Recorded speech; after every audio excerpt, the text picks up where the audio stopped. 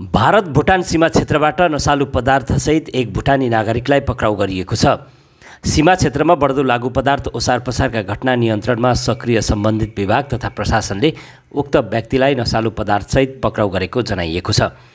जानकारीका अनुसार भारत भुटान सीमा जयगाउँ थाना पुलिसले नशालु ट्याब्लेट अनि कफ सिरपसहित भुटानका एकजना नागरिकलाई पक्राउ गरेको छ। आइतबार राति गोप्य सूचनाका आधारमा पुलिसले जयगाउँ त्रिवेणी टोल इलाकामा अभियान चलाएर नशालु ट्याब्लेट अनि कफ सिरपसहित 37 वर्षीय छिरिङ नर्बु लामा गरेका एकजना भुटानी नागरिकलाई पक्राउ गरेको छ।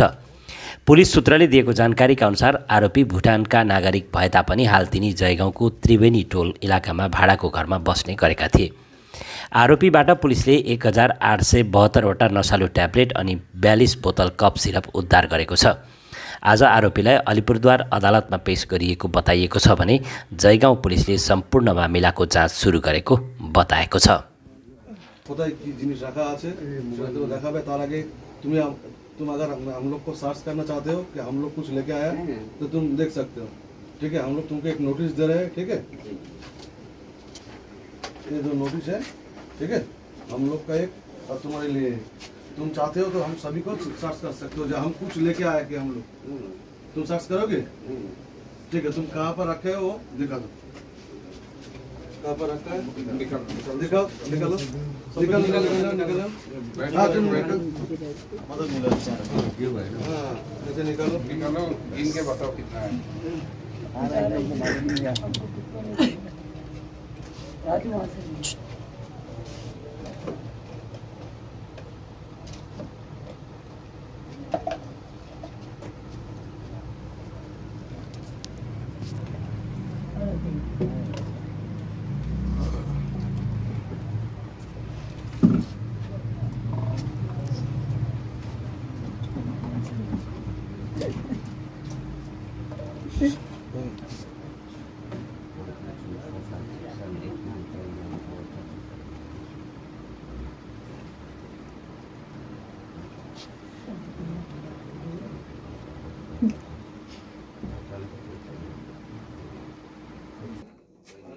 বারোটা কেস করতে করতে রাত 12টা পড়ে না দিনেশ? 12টা পরেই তো হবে, তাছাড়া সম্ভব পারবো না। এফআইআর ড্রাফট করতে হবে, একা একা কত হবে না, হবে না তো। একদিনে তো 12টা বাজে কি করে হবে? 12টার পরেই হবে।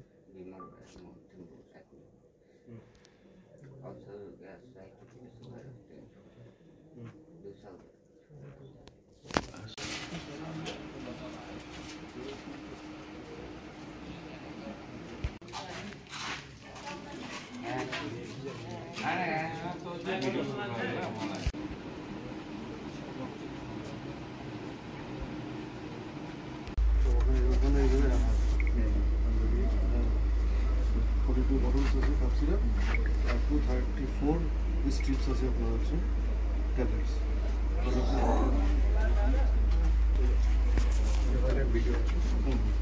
ঠিক আছে,